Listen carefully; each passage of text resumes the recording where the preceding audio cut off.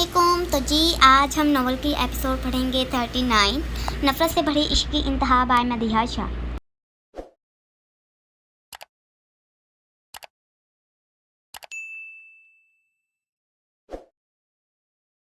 वालेकुम। तो जी आज हम नॉवल की एपिसोड पढ़ेंगे 39 नफ़रत से भरी इश्क की इंतहा बाय मदीहा शाह। क्यों फ़ोन कर रहे हो? आयत ने गुस्से से फ़ोन उठाते दांत चबाते पूछा था, जबकि इतने दिनों बाद इसकी आवाज़ सुन मुकाबिल ने अपनी आंखों को बंद करते सीट से टेक लगाई थी। अपने कमरे की खिड़की पर आओ। वो गाड़ी के शीशे नीचे करते नजरें आयत के रूम की खिड़की पर महफूज कर गया। निकाह वाले दिन के बाद आयत वलीमे पर नहीं गई थी, क्योंकि वो चाह कर भी बुरहान से हुआ निकाह नहीं भूल पा रही थी। वैसे वलीमे के फ़ौरन बाद ही नमरीन नुमान अपने हनीमून के लिए अमेरिका चले गए थे, जबकि आयत 15 दिन बाद लाहौर से सीधी घर साहिवाल अपने दोस्तों के साथ आ गई थी, क्योंकि इनको छुट्टियाँ हो गई थी यूनी से, इसीलिए सब साहिवाल में ही थे। मैं क्यों खिड़की पर जाऊं? अब क्या आयत को गुस्सा आया था, क्योंकि मैं बोल रहा हूं, अगर तुम नहीं आई तो अभी के अभी मैं आ जाऊंगा। बुरहान ने साफ बोलते खिड़की की तरफ देखा था। आयत अपनी किस्मत पर रोती गुस्से से बेड से उठते खिड़की पर आते खड़ी हुई, जबकि बुरहान ने गौर से उसके लाल चेहरे को देखा था। आयत, मैंने सबको बता दिया है कि मुझे तुमसे शादी करनी है। क्या? जैसे ही आयत ने सुना, हैरानगी से आंखों को बड़ा कर गई। अभी मेरी बात खत्म नहीं हुई। मामू तुमसे मेरे बारे में पूछने वाले हैं, जवाब में तुम्हें सिर्फ हाँ करनी है। बुरहान ने बहुत आराम से बोलते उसके उतरे चेहरे को देखा था। कभी भी नहीं, वो गुस्से से बोली थी, जबकि उसको सामने गाड़ी में देख आयत की आंखें भरी थी। आयत, एक बात याद रखना, अगर तुमने इनकार किया तो मैं सबको हमारे खुफिया निकाह के बारे में बता दूंगा। बाकी समझदार हो तुम कि अब तुम्हें कैसे मेरे साथ मेरे घर जाना है, सबकी दुआओं के साथ, या हर किसी के दिल को दुखाकर जाना चाहती हो, क्योंकि ये तुम भी जानती हो और मैं भी कि अब तुम सिर्फ मेरी हो, मेरे निकाह में हो। पापा, आप इस वक्त? वो नमाज टेबल पर रखते इनके करीब आई थी। वो जानती थी कि इसके पापा इससे क्या बात करना चाहते हैं, फिर भी अनजान बनती पास ही बैठी। आयत बेटा, मुझे कुछ पूछना था, लेकिन समझ नहीं आ रही बात कहाँ से शुरू करूँ। इसको खुद से गले लगाए अपनी परेशानी को जैसे छुपा गए थे। वो नहीं चाहते थे कि वो कोई भी फैसला मजबूरी में ले। आयत के पलकें भीगती, वो अपने आंसू अपनी आंखों के गहरे समुद्र में कैद कर गई। आप पूछे पापा, मैं जवाब देने के लिए तैयार हूँ। वो अपने बाप के सीने से लगी बहुत आहिस्ता से ये अल्फाज अदा कर पाई थी। बेटा, बुरहान तुम्हें चाहता है, शादी करना चाहता है। जो भी फैसला लोगी मुझे मंजूर होगा। वो तेजी से अपनी बेटी से अलग होते उसके सामने नीचे बैठे थे। आयत ने डर से अपने बाप की तरफ देखा था कि क्या किसी का बाप इतनी किसी से मोहब्बत कर सकता था जितनी उसका बाप उससे करता है। मुझे कोई इतराज़ नहीं पापा, मैं शादी करने के लिए बुरहान से तैयार हूँ। आयत इकराम की आंखों में देखते आहिस्ता सी आवाज़ में बोलते बयान कर गई, जबकि इकराम एक हैरानगी से इसको देख रहा था। आयत बच्चे, तुम सोच समझ कर फैसला लेना, कोई जल्दी नहीं है, सारी ज़िंदगी का सवाल है। इकराम उसके अल्फाज सुन परेशान हुए थे कि एक बार भी इसने सोचने के बारे में नहीं बोला। जानती हूँ पापा, इसीलिए आराम से बोल रही हूँ। वो अपने चेहरे पर हल्की सी मुस्कुराहट लाते उसको शौक करने लगी थी। आयत, बचपन में वो उसको ऐसे इतना नॉर्मल देखते बात को छोड़ गए। पापा, जो कुछ 8 साल पहले हुआ था वो सब कुछ लिखा हुआ था। वो अपने बाप को खामोश होते नजरें झुकाए देख उड़ती खिड़की की तरफ गई थी। आंखों में पानी की तह आई थी, जिसको किनारे से ही बेदर्दी से कुचल दिया गया था। और वैसे भी अभी बुरहान बहुत बदल गया है, वो वैसा नहीं रहा, बल्कि जब मैं इसके साथ होती हूँ खुश होती हूँ। वो अनजाने में ही लेकिन बिल्कुल दुरुस्त बोल गई थी। इस बात का अंदाज़ा इसको एक पल के लिए भी नहीं हुआ था, लेकिन इकराम उसके चेहरे पर मुस्कान को देखते मीरपुर खास वाली पार्टी की रात याद करके थे, जब आयत और बुरहान लोग पानी के साथ लगे हुए थे। कैसे आयत ने पानी डाला था और कैसे बुरहान ने इसको भीगने से बचाया था। वो भी तब हैरान हुए थे कि जब से बुरहान पाकिस्तान में आया था, तब से आयत जब भी उसके साथ नजर आती वो वैसे ही शरारती बन जाती जैसे वो छोटे होती थी। आयत, तुम ऐसे कैसे बुरहान से शादी करने के लिए हामी बढ़ सकती हो? जैसे ही फरहान को खबर मिली कि आयत ने घर आए बुरहान के रिश्ते को कबूल कर लिया है, वो गुस्से से भड़कते सीधे खान हाउस टपका था। फरहान, मैंने बहुत सोच समझकर फैसला लिया है। वैसे भी तुम्हें खुश होना चाहिए कि जैसे भी है मैं शादी कर रही हूँ। अब वैसी जिद बिल्कुल नहीं की कि मुझे शादी बिल्कुल भी नहीं करनी। आयत, तुम ऐसा क्यों कर रही हो? मुझे बताओ, क्या किसी ने तुम्हें मजबूर किया है? अब कि फरहान ने बोलते उसके कदम रोके थे। आयत ने चूक कर उसको देखा था। हमें किसी ने कुछ नहीं कहा। वो आराम से एक एक लफ्ज़ पर जोर देते आहिस्ता से बोलते आगे बढ़ी थी। फरहान गुस्से से उल्टे कदम लेते बाहर गया था। फरहान, मुझे तेरी बिल्कुल भी समझ नहीं आती। अगर आयत खुशी से बुरहान से शादी कर रही है तो तुझे क्या मसला हो रहा है? अदयान कब से फरहान के सर खड़ा इसे वजह पूछ रहा था, और फरहान गुस्से से बैठा जाने क्या सोचने में लगा हुआ था। अदयान, तू नहीं जानता, जरूर कोई तो और बात है जो आयत सबसे छुपा रही है। वो कभी भी बुरहान से खुशी से नकार नहीं कर सकती। मैं बहुत अच्छे से जानता हूँ इसको, मगर मुझे समझ नहीं आ रही कि चाचू ने कैसे हाँ कर दी। वो इनकार कर सकते थे। फरहान पूरी तरह इन्हीं बातों में उलझ चुका था कि वो क्या करता कि इसको सब कुछ पता चल जाए। वही रास्ता ढूंढ रहा था, मगर चाह कर भी वो अभी अपनी मंजिल के करीब तक नहीं पहुंच पाया था। सुनो जी साईं। खादम तेजी से अपने साईं की बात को सुनने के लिए आगे आया। कोई यहाँ अंदर आ ना पाए। ध्यान रहे वो अपने रूम के बाहर इसको खड़े होने की हिदायत करते अंदर गया था। वो खादम अपने मालिक के हुक्म पर वहीं खड़ा हुआ था। बुरहान बहुत खुश था कि उसकी शादी आयत से तय हो गई थी। वो जानता था कि आयत खुश नहीं थी, लेकिन अभी वो उसकी नाराज़गी को नहीं देख सकता था। वो सोच चुका था शादी के बाद वो आयत को अपनी मोहब्बत का एहसास कैसे दिलवाएगा, इसलिए वो पुरसकून सा अपने काम में बिजी हो गया था। लेकिन बुरहान नहीं जानता था कि किस किस चीज़ का अभी सामना करना बाकी था। इसको लग रहा था कि वो शादी के बाद आयत को खुश रखेगा तो वो उसकी मोहब्बत में खुद कैद हो जाएगी। मगर कहते हैं ना कि मोहब्बत का सफ़र इतना आसान नहीं होता। अभी वो मीरपुर खास आया हुआ था, आखिर को इसका काम यहाँ पर पड़ा हुआ था। वो अपने बिजनेस के काम के साथ सियासत भी अच्छे से कर रहा था। वो आराम से चलते रूम में आते कैमरे को देखते आराम से प्ले कर दिया कि वही कैमरा था जो दादा बख्श ने उसको दिया था। भाई साहब, आप कैसे अकराम की बेटी को अपनी बहू बना सकते हैं? आपको अंदाज़ा भी है आपके इस फैसले से आपका सगा भाई दूर हो गया है। आप देख लेना, एक दिन आपका बेटा भी आपसे दूर हो जाएगा। फैसल शाह को जब से पता चला था कि बुरहान की शादी अकराम की बेटी आयत खान से तय कर दी गई है, वो तो शौक से जैसे अपनी हार को साफ देख पा रहा था। जानता हूँ मेरा भाई मुझसे नाराज़ है, मगर मैं क्या कर सकता हूँ? अपने बेटे को बगावत करते नहीं देख सकता। सलमान शाह ने सुल्तान शाह की बातें याद करते बहुत आराम से बोला। वो जानते थे मुराद ने कैसे पूरे खानदान के खिलाफ जाकर जन्नत को अपना बनाया था। वो नहीं चाहते थे कि बुरहान वैसा कुछ फिर से करते सबको एक दूसरे के खिलाफ कर दे। इसलिए ना चाहते हुए भी सलमान शाह को अपने बेटे की बात को मानने रिश्ता लेकर खुशी से अकराम के घर जाना पड़ा। ये इंसान भी अब सुल्तान शाह की ज़बान बोलने लग पड़ा है। मुझे कुछ तो ऐसा करना होगा कि ये खानदान एक बार फिर एक दूसरे से अलग हो जाए। वो कुछ से सोचते वहाँ से उठते गया था। आयत, मैं बहुत खुश हूँ कि तुम्हारी शादी मेरी जान से होने जा रही है। यकीन करो तुम इनके साथ हमेशा खुश रहोगी। हूर आयत को प्यार से बोलती पास ही बैठी, जबकि आयत उसकी बात सुन हल्के से मुस्कुराने की कोशिश करने लगी, लेकिन वो चाह कर भी मुस्कुरा नहीं पाई थी। आयत और हूर की मेहंदी का फंक्शन एक साथ रखा गया था। होटल जाने से पहले हूर आयत के पास घर पर आ चुकी थी। आज मेहंदी का फंक्शन शानदार होटल में रखा गया था। एक तरफ लेडीज़ के लिए तैयारियाँ की गई थी तो दूसरी तरफ मर्दों के लिए तैयार किया गया था। लो जी, एक ही कमी थी जो हूर मैडम ने आते ही पूरी कर दी। हया हूर को खामोश बैठे देख चिड़ी थी, जबकि रूम में मौजूद सबकी नज़रें हूर की तरफ उठी थी। मैंने क्या किया? वो शाने चुकाते नासमझी से बोली। पहले आयत ऐसे खामोश बैठी हुई थी, सुबह से इसको वजह पूछ रही हूँ, लेकिन एक वर्ड के अलावा कुछ बोलती ही नहीं, और अभी तुम भी आते खामोश बैठ गई हो। ये चल क्या रहा है? क्या तुम दोनों की कल को शादी है, ज़िंदगी बदलने वाली है। तुम दोनों को तो खुश होना चाहिए, आखिर जिनसे मोहब्बत की उसके संग ज़िंदगी गुजारने वाली हो। मगर यहाँ तुम दोनों के मुंह देखकर शादी के फंक्शन का भी मुंह बन जाएगा, जैसे मेरा तो बन गया है। हया गुस्से से बोलती इनको घूरने लगी। अच्छा, मगर यहाँ तुम दोनों के मुंह देखकर शादी के फंक्शन का भी मुंह बन जाएगा, जैसे मेरा तो बन गया है।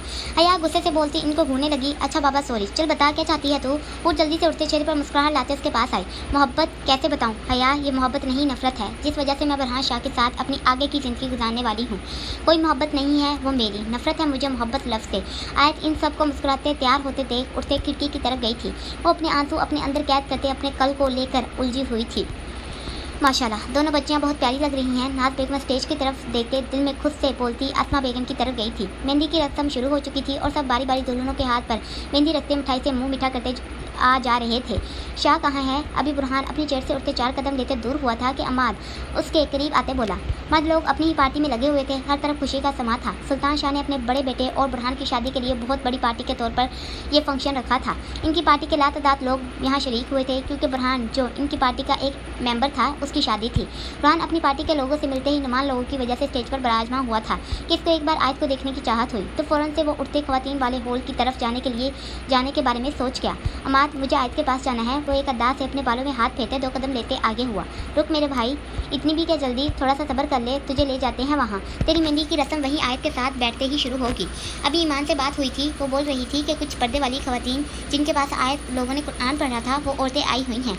जैसे ही वो मेहंदी की रस्म करते वहाँ से गई, तुम्हें और हमें वहाँ जाने की इजाज़त होगी। अमाद ने तफसील से बताते उसको वापस स्टेज की तरफ जाने का इशारा किया था। हमाद जीजू, आप ज़रा सा साइड पर हो जाएं, हमें हमारे हैंडसम से हीरो नुमा जीजू को मेहंदी लगा लेने दें। आशा आयत की बहन प्यार से अमाद को कहते आगे होते बुरहान के कदमों में बैठते अपनी बहन को और बुरहान को मोहब्बत से देखने लगी। कुछ देर पहले ही बुरहान और फरहान को एक साथ दुपट्टे के साए तले से स्टेज तक लाया गया था। उन्होंने खुशी से बुरहान की तरफ देखते स्माइल पास की थी, जबकि फरहान को देख सिर्फ दर्द हुआ था। जबकि आयत ने एक बार भी पलकें नहीं उठाई थी। वो वैसे ही खामोश शायद अपनी किस्मत के लिखे को समझने की या मानने की कोशिश में लगी हुई थी कि बुरहान से उसकी ज़िंदगी जुड़ चुकी है। वो चाह कर भी उसको मानने से इनकार नहीं कर सकती। बुरहान ने जैसे ही हॉल में कदम रखा, वो मुस्कुराते आहिस्ता से चलते अपनी खुशी से भरी जिंदगी सामने जिंदगी को देख जैसे सुकून में आया था। आज इसने ठीक 1 महीने 15 दिन बाद इसको देखा था। वैसे बुरहान भाई, आपको आयत आपी से मोहब्बत कब हुई? अध्ययन आयत का छोटा भाई, जो आयत वाली तरफ खड़े खुशी से सब रस्मों को होते देख रहा था, धीरे से बोलते मान और अयान, जो इसके बड़े भाई हैं, इनको अपनी तरफ मतवजा करते घोड़ी का खिताब लेते एकदम चुप हुआ। जब मैं पहली बार पाकिस्तान आया था, तब अपना दिल हार गया। बुरहान हल्के से मुस्कुराते वहाँ मौजूद सब दोस्तों को हैरानकुन कर गया था। जबकि इसकी बात सुन फरहान ठिठका था। आयत ने गुस्से से सुनते अपने हाथों को मुट्ठियों की तरह भेजा था। चलो बच्चों, पीछे हटो, अब हमें मेहंदी की रस्म कर लेने दो। नाज बेगम सब लड़कियों और लड़कों को बोलती आगे आई तो तभी स्टेज से नीचे गए थे। क्यों बुलाया है मुझे? फरहान गुस्से से चलते आयत के करीब आते मुंह दूसरी तरफ करते खड़ा हुआ था। वो नाराज था आयत के साथ, क्योंकि वो शादी के फंक्शन शुरू होने से पहले कई बार यहाँ उसके घर आ चुका था कि आखिर क्या वजह है शादी करने की, लेकिन आयत ने एक बार भी जवाब पास नहीं किया था। आज जैसे ही होटल में मेहंदी का फंक्शन खत्म हुआ, फरहान गाड़ी में आयत लोगों को छोड़ने के लिए आया तो आयत ने फरहान को मैसेज किया था कि वो बात करना चाहती है। जाने से पहले छत पर वो आई, इसलिए वो आते गुस्से से बोलते अपनी नाराजगी भी साफ दिखा गया। आई एम सॉरी, तुम मेरी वजह से परेशान हो। फरहान, तुम्हें मेरी वजह से कुछ भी सोचने की या परेशान होने की ज़रूरत नहीं। तुम्हें खुश होना चाहिए कि तुम्हारी परी अब से हमेशा तुम्हारे पास रहने वाली है। तुम्हें अपनी आने वाली ज़िंदगी के बारे में सोचना चाहिए। आयत खुद से उलझी धीरे से बोलते अपना शरारा उठाते उसके सामने आई थी। वो बहुत सोच समझ कर ही फरहान से यहाँ बात करने आई थी। पहली बात, तुम्हें मेरे बारे में सोचने की ज़रूरत नहीं। दूसरी बात, जो मुझे जानना है वो बताओ। फरहान मुश्किल से अपना गुस्सा कंट्रोल करते चबाते बोला था। शहजादी, मुझे सिर्फ वजह जाननी है। आखिर ऐसा क्या हो गया जो तुम फरहान से शादी करने का फैसला बिना सोचे ले बैठी? फरहान उसकी झुकी नजरें देख गुस्से को एक तरफ रखते धीरे से बोलते गौर से उसकी तरफ देखने लगा। तुम्हें लगता है कि कोई जवाब मुझे यहाँ देने की ज़रूरत है? फरहान, तुम्हें सब कुछ मेरे बारे में पता है। वो कब से अपनी आंखों को बंद करते आहिस्ता से चलते दो कदम आगे को लेती फरहान से दूर हुई थी। फरहान ने साफ बोला कि वो मुझसे मोहब्बत करता है। वो अपने दर्द को एक तरफ रखते मुश्किल से ये लफ्ज़ बोल पाई थी। तुम्हें पता है 8 साल पहले क्या हुआ था? मुझे नहीं लगता कि कुछ भी मुझे भूलने की ज़रूरत है। 8 साल पहले एक पल था जब मैं चाहती थी। वो आहिस्ता से बोलते खामोश हुई थी। फरहान ने साफ से उसको देखा था कि आज वो ठीक 8 साल बाद क्या सुन रहा था आयत के मुँह से। क्या चाहती थी? फरहान हैरान सा उसको बाजू से पकड़ते अपने बिल्कुल सामने कर गया। आयत, वो बचपन था, तुम्हें कोई मोहब्बत नहीं थी उससे। फरहान ने आयत के बोलने से पहले जैसे उसको याद किया था। जानती हूँ मोहब्बत नहीं थी, लेकिन कुछ तो था। वो क्या था जो आज तक नहीं भूल पाई मैं? जैसे ही आयत ने ये बोला कि क्या था जो वो आज भी नहीं भूल पाई, फरहान को लगा था जैसे वो इस आयत को तो जानता ही नहीं था। फरहान, मैं चाहकर भी अपना बचपन नहीं भूल पा रही। फरहान से नफरत है, लेकिन जो 8 साल पहले था वो आज भी सब कुछ साफ सा पानी के जैसे पाक मेरी आंखों में रहता है। इसका मतलब तुम इस वजह से फरहान से शादी कर रही हो? फरहान सब कुछ छोड़ मेरे बात पर आया था। हाँ, वो दो टोक बोलती फरहान को वैसे ही छोड़ते अपने रूम की तरफ गई थी। आयत चाह कर भी वो सब क्यों नहीं बोल पाई? क्या वो कोई मामूली एहसास नहीं मोहब्बत थी? फरहान दिल में सोचते नीचे गया था। नफरत है मुझे सिर्फ तुमसे नफरत। आयत रूम में आते खुद को बंद कर गई थी, जबकि वैसे ही मेहंदी के मलबूस लिबास में मौजूद ज़मीन पर बैठती रोते चली गई थी। एक साथ सब यादें ताज़ा हुई थी। वो रोते वैसे ही अपने सर को अपने घुटनों में दे गई। माजी 8 साल पहले, याद रहे आयत 14 साल की थी और बुरहान 16 साल। कहानी में इनका ये हिस्सा आगे बार बार आप सबके सामने आने वाला है। आज से मैं तुम्हें बरजान साईं पुकारने वाला हूँ। बुरहान प्यार से दरख्त पर लिखते आयत के सामने हुआ था। वो गहरी मुस्कुराहट से मुस्कुराते सुनसान बाग में अपनी हंसी से 4 चांद लगा गई थी। बुरहान ने मोहब्बत से उसको देखा था। वो दोनों ही अपने इस एहसास से बेखबर थे। वो अनजाने में हर चीज़ को अपने नाम से मिलाते जा रहे थे। बुरहान आयत लोगों के साथ खुशी से मीरपुर आया था। ये वही बाग था जो जन्नत और मुराद ने अपनी मोहब्बत से सजाया था। वो दोनों प्यार से अपने हाथों से एक पौधा लगाते उठे थे। जब बुरहान ने जन्नत और मुराद के लगाए दरख्त के नीचे जाते, वहीं जहाँ पर मुराद और जन्नत के मरजान साईं नाम लिखा था, प्यार से बरजान साईं लिखते आयत को देखा था। आप बोल रहे हो कि आप मुझे ऐसे ही इसी नाम से पुकारोगे? वो एक अदा से अपने लंबे काले स्याह बालों को शाने से पीछे चढ़ती एक आईब्रो चुकाते दरियाज करने लगी। हाँ, मैं तो इसी नाम से तुम्हें पुकारूंगा, क्योंकि अब तो हम दोस्त बन गए हैं ना। वो आराम से बोलते दरख्त के नीचे फिर से नाम लिखने लगा। आयत भी जल्दी से आगे हुई। अच्छा, हम अब दोस्त बन गए, ये कब हुआ? वो उसको वैसे ही लिखते देख हैरानगी से पूछते खुद भी सोचने लगी कि ये लोग दोस्त कब बने। क्यों, मैं तुम्हारा दोस्त नहीं? अब देखो ना, मैंने तुम पर कभी गुस्सा किया और ना ही तुमसे किसी बात पर लड़ाई की। फरहान उसको ऐसे सोचते देख मुस्कुराते अपने डिम्पल को गहरा करते दरख्त से टेक लगाए उसके सामने हुआ था। ठीक है, आप बोलते हो तो मान लेती हूँ कि हम दोनों अब से दोस्त हैं, लेकिन आप मुझे मेरे नाम से ही पुकारना। वो भी मुस्कुराते अपने डिम्पल को गहरा कर गई। मैं तो तुम्हें इसी नाम से पुकारने वाला हूँ। मरजान साईं। बुरहान प्यार से आयत को इस नाम से पुकारते उसके आगे चला था। अच्छा, अगर आप मुझे इस नाम से पुकारोगे तो मैं भी आपको मासूम शाह कहकर पुकारूंगी। आयत भी भागते उसके सामने आते धीरे से बोलते उसको हैरान कर गई। लेकिन आपको पता है, हम इन नामों से एक दूसरे को नहीं पुकार सकते। वो अपनी छोटी सी कमर पर हाथ रखते घूरते उसको बयान करने लगी, जैसे कोई अम्मा दादी कुछ खास बताने वाली हो। अच्छा, क्यों नहीं पुकार सकते, आप बताओगी? बुरहान उसको वैसे ही देखते प्यार से नीली आंखों को बड़ा कर गया, क्योंकि ऐसे नामों से मामा पापा लोग एक दूसरे को पुकारते हैं। या फिर आए बुरहान को चूम कर एक बार फिर याद करने के लिए दिमाग पर उंगली रखते अपनी काली स्याह बड़ी आंखों को छोटा करते उसको देखने लगी। हाँ, या वो लोग जो शादी करने वाले हों या एक दूसरे को चाहते हों। आए तेजी से बोलते अपने शाह की सगाई बात बुरहान के गोश उतार गई। ओ आई सी, तो ये बात है। वो उसको फूलों की तरफ भागते जाते देख सामने लगे गुलाब के फूलों को देखते हल्के से मुस्कुराते एक फूल को तोड़ गया, जबकि आहिस्ता से चलते आयत के मुकाबले जाते उसके कदमों में बैठा था। आयत ने चूम कर उसको देखा था, जबकि वो बिल्कुल भी इसका मतलब समझ नहीं पाई थी। पर जान साईं, मैं चाहता हूँ कि मैं आपके साथ रहूँ हमेशा। क्या आप मेरे साथ ऐसे ही मुस्कुराते रहना पसंद करोगी? बुरहान अनजाने में उसके कदमों में बैठे उसके दिल की एक बीट मिस करने पर धड़का गया। दोनों ही अनजान थे, वो अनजाने में अपनी मस्ती में किस मुकाम पर खड़े थे, दोनों ही समझने से कासिर थे। बोलो बरजान साईं, क्या तुम हमेशा मेरे साथ रहना चाहोगी? क्या तुम मेरी परी, मेरी ज़िंदगी बनोगी? बुरहान खोया सा गुलाब को आयत के आगे किए प्यार से बोलते नीली आंखें इस पर गाड़े हुए था। वो नाजुक सी कली हैरान सी उसको देखते मुस्कुराते उसके हाथ से गुलाब को पकड़ गई थी। आप कभी मुझ पर गुस्सा नहीं करोगे? क्या आप मेरे साथ आगे भी ऐसे ही खेलोगे? आयत गुलाब को पकड़ते धीरे से बोलते इस अवतार करने लगी। हाँ, हमेशा ऐसे ही तुम्हारे साथ खेलूंगा और फिर कभी गुस्सा नहीं करूंगा। वो वैसे ही उसके सामने झुके गहरी मुस्कुराहट से उसको खुश कर गया था। तो आज से आप मेरे दिल के बड़े शाह हुए। आयत खुशी से भरे लहजे में बोलती बुरहान का दिल धड़का गई थी। दोनों अनजाने में एक दूसरे को मोहब्बत की डोर से बांध के थे। मोहब्बत दरमियान में आ चुकी थी। दोनों ही इस एहसास को महसूस करते हुए भी ना महसूस किए हुए थे। आयत खान बिनते इकराम खान, आपका निकाह हक महर 1 करोड़ इवज़ बुरहान शाह के साथ तय पाया है। क्या आपको ये निकाह कबूल है? मौलवी ने बहुत आराम से बोलते अब के आयत से पूछा था, जबकि इससे पहले हूर का निकाह सरहान से पढ़ाया गया था। हूर वैसे ही उलझी हुई बैठी थी, क्योंकि जब इसका निकाह पढ़ाया गया तब इसका नाम परिशा मुराद लिया गया। आयत खान, क्या आपको ये निकाह कबूल है? जैसे ही मौलवी ने एक बार फिर दरियाफ्त किया, शुबाना बेगम और अकराम ने एक साथ उसकी तरफ देखा था। आयत बेटा, अमिता बेगम जो पास ही मौजूद थी, आयत के शाने पर हाथ रखते जैसे उसको होश में लाया गया था। पक्का कबूल है, वो एक साथ आँख को बढ़ते धीरे से बोलते आज सबके सामने भी इकरार कर गई थी। जैसे ही निकाह की तकलीफ खत्म हुई, हर तरफ मुबारकबाद की गूंज उठ रही। बुरहान सरहान दोनों के चेहरे खुशी से चमक रहे थे। इन्हें लग रहा था जैसे आज इनकी मोहब्बत पूरी तरह इनकी हो चुकी थी। आयत, अभी कुछ देर पहले जब मेरा निकाह पढ़ाया गया तब मेरा नाम कोई परिशा मुराद क्यों लिया गया? दोनों को एक साथ एक ही रूम में बैठाया गया था। जैसे ही आशी लोग अपनी हंसी मजाक को खत्म करते रूम से बाहर गई, हूर अपना लहंगा उठाते आयत के करीब आई थी। आयत ने सरसी सा उसको देखते नजरें नीचे झुकाई थी। आयत, मैं तुमसे कुछ पूछ रही हूँ। अब के हूर ने उसको बाजू से पकड़ते जकड़ देते संजीदगी से इस्तफसार किया। हूर, तुम मीर मुराद शाह की बेटी परिशा मुराद शाह हो, तुम्हारी असल पहचान यही है? आयत ने एक सर सांस छोड़ते धीरे से बोलते हूर को शौक किया था। वो साक्षी आयत को देखते बैठती चली गई, जबकि आयत उसको देखते आहिस्ता से बोलते बताती चली गई। तुम बहुत छोटी थी जब हम लोगों से अलग हो गई। मुराद चाचू और जन्नत खाला की इकलौती बेटी हो तुम, वैसे ही जैसे जर इकलौता इनका बेटा है। जैसे ही आयत ने इसको ये बोला, हूर ने हैरानगी से उसको देखा था। और बहुत सी ऐसी बातें हैं जो तुम नहीं जानती, लेकिन तुम्हें जल्दी ही सब कुछ पता चल जाएगा। जर तुम्हारा सगा भाई है, तुम बचपन से सरहान की मंग थी। तुम्हें तो याद भी नहीं होगा कि सरहान तुमसे बचपन से कितनी मोहब्बत करता था। इसकी मोहब्बत ऐसी थी कि तुम्हारे खोने पर सरहान का बुरा हाल हो गया था। क्या सरहान को अभी पता है कि मेरी पहचान क्या है? वो सब बातों को छोड़ आयत की बात के दरमियान ही बोली। हाँ, सरहान को इलेक्शन वाले दिन पता चला था कि तुम इसकी परी हो।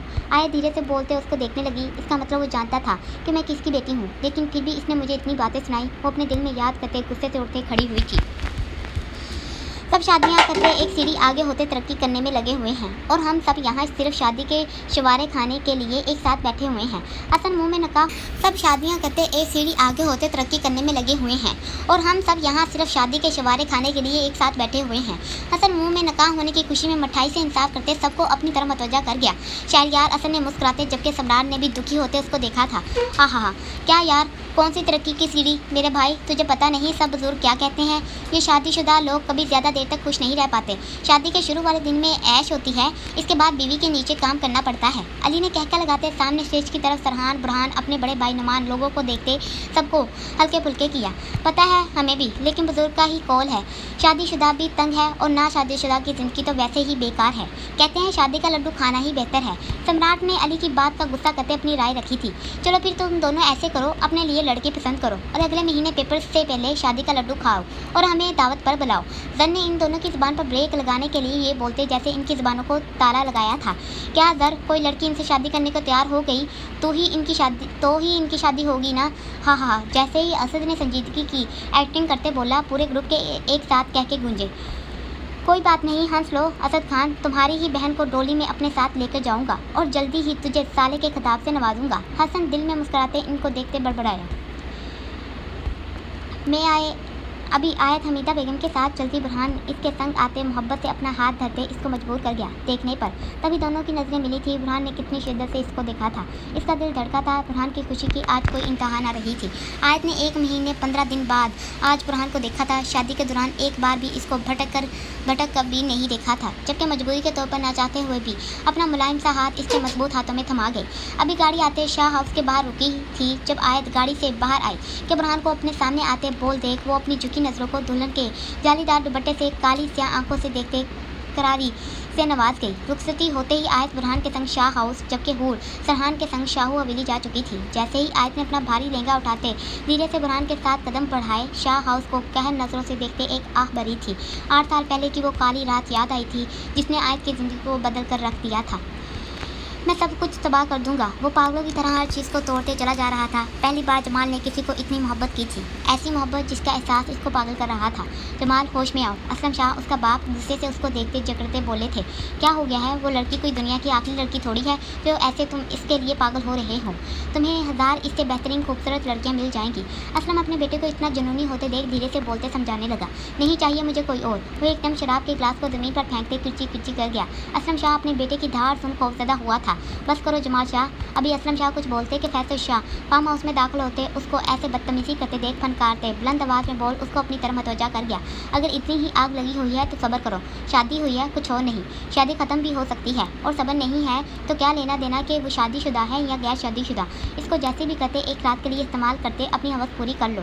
फैसल शाह गलीज अपनी हरकतों से उसको रोशनास करने लगा। बस ताया जान बस। जमाल जो अपने बाप की बातों से आग में चल रहा था, अपने ताया की ऐसी घटिया बातें सुन गुस्से से आग गोला हुआ था और अपने गुस्से को कंट्रोल करते खड़ा था। फैसल शाह असलम शाह ने एक साथ उसकी धार सुनते हैरानगी से एक दूसरे की तरफ देखा था। जबकि फैसल शाह का गला खुश्क हुआ था। मैंने मोहब्बत की है, इसको हासिल करने के लिए बुरहान शाह को ख़त्म कर सकता हूँ, तलाक तक जा सकता हूँ। आपकी हिम्मत कैसे हुई इसकी इज्जत को ख़राब करने के बारे में सोचने और मुझे ऐसे बेखुदा काम करने की सलाह देने की। जमाल गुस्से से फनकारते फैसल शाह को दीवार के साथ लगा गया। जमाल छोड़ो। अभी वो गुस्से से कुछ और करता। असलम शाह उसको अपने भाई से दूर करते तेज़ी से बोलते दरमियान में आया, आज के बाद फिर कभी भी इस लड़की के बारे में ऐसा कुछ भी बोलने की गलती ना करना। वो उंगली उठाते वोन करते वहाँ से गया था। फैसल शाह ने उसके जाते अपने माथे को साफ किया। क्या है ऐसा इस लड़की में जो ये हूर जैसी खूबसूरत लड़की को छोड़ उसके पीछे दीवाना हो रहा है? असलम शाह को गुस्सा आ रहा था, जबकि कुछ भी समझ नहीं आ रहा था कि क्या करें। पागल हो गया है, कुछ दिन इसको ऐसे ही छोड़ दो, खुद ही ठीक हो जाएगा। क्या बचपन से ज़्यादा खूबसूरत हो गई है अकराम की बेटी? आयत खान जल्दी ही अब तुमसे मिलना होगा। फैसल शाह दिल में सोचते एक लीद मुस्कुराहट को चेहरे पर लगाते वहाँ से गया था। सरहान शाह आज से तुम्हारी ज़िंदगी के अच्छे दिन के। जैसे ही नूर बुरहान की बड़ी बहन और नाज बेकर रूम से बाहर गई, हूर बेड से एकदम उठते नीचे खड़ी हुई। पूरे रूम को एक नज़र देखते गुस्से से टहलने लगी, जबकि तेज़ी से दिमाग में आई प्लान पर अमल करते अपना काम शुरू कर गई। वो सजे रूम को गुस्से से देखते सारे फूलों को अपने हाथों से नोचते तहस नहस कर गए।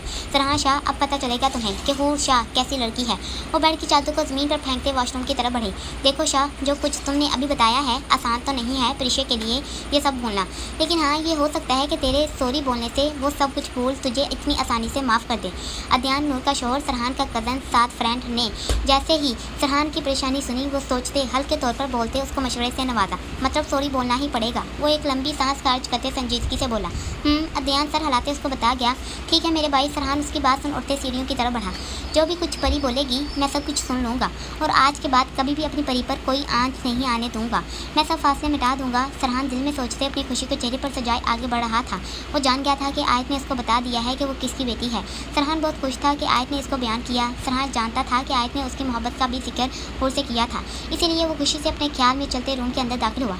जैसे ही सरहान खुशी से रूम में इंटर हुआ, रूम की हालत देख चेहरे से मुस्कुराहट पल में गायब हुई। वो हैरानगी से रूम की हालत को देख इधर उधर देखने लगा।